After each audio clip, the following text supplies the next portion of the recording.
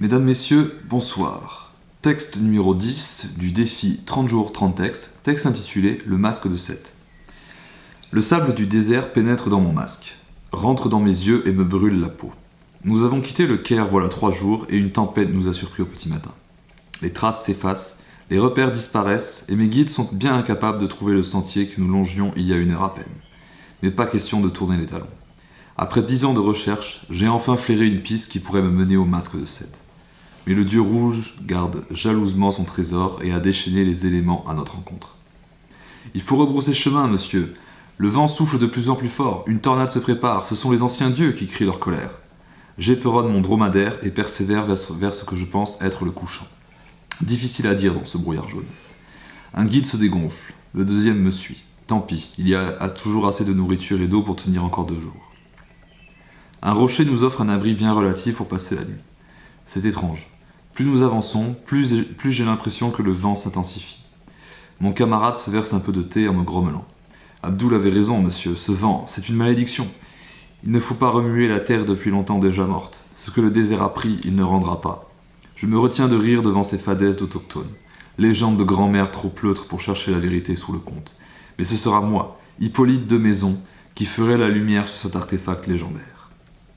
Le petit foyer rend la nuit fraîche plus supportable, et nous repartons sous la bénédiction du soleil matinal.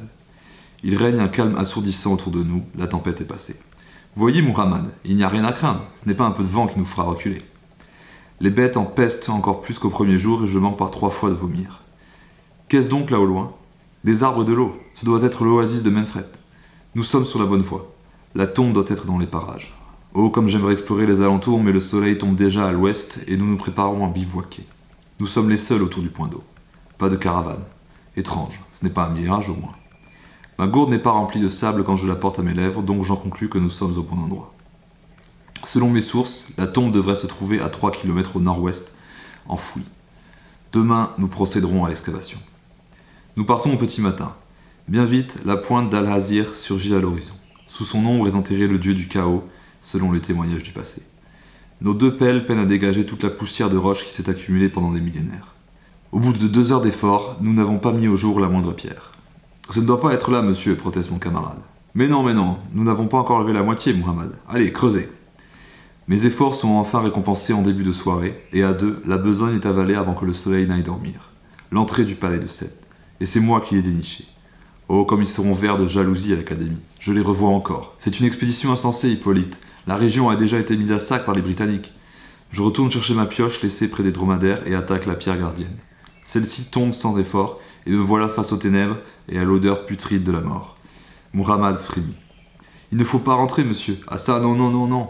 Très bien, j'irai seul alors, je fais en allumant une torche. Surveille les bêtes en mon absence. Je m'enfonce dans l'obscurité jusqu'à trouver un sarcophage finement ouvragé. Le socle est recouvert d'or et bariolé de hiéroglyphes à la gloire du dieu du désert. Plus aucun doute possible, le masque doit se trouver à l'intérieur. Doucement, je pousse le couvercle qui tombe à la renverse dans un grand fracas et me retrouve face à la momie.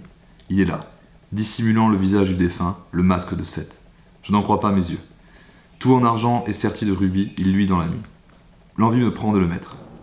Un caprice de gosse devant son jouet. Je ne résiste pas. Une voix gronde dans ma tête. Pilleur, voleur, toi à l'âme impure ne récolte que ce que tu as semé. Ton corps est désormais mien, Hippolyte de Maison. Ma colère s'abattra sur toi et les tiens, et tu seras aux premières loges. Ma conscience s'évanouit peu à peu alors que le démon prend possession de moi. Lorsque mes pieds franchissent le palier du tombeau, il ne reste plus rien de ma volonté, sinon une frêle protestation sourde. Ma main découpe Muhammad en morceaux, et je m'envole vers les cieux, le nord et la France. Non, tout n'est pas ça. Mais il est déjà trop tard. Le dieu endormi ne souffrira aucune contradiction. C'est le prix à payer pour avoir profané sa sépulture. Longueur du texte, 910 mots. Je vous retrouverai demain soir, 18 h, pour le prochain texte de ce défi. Merci et bonsoir.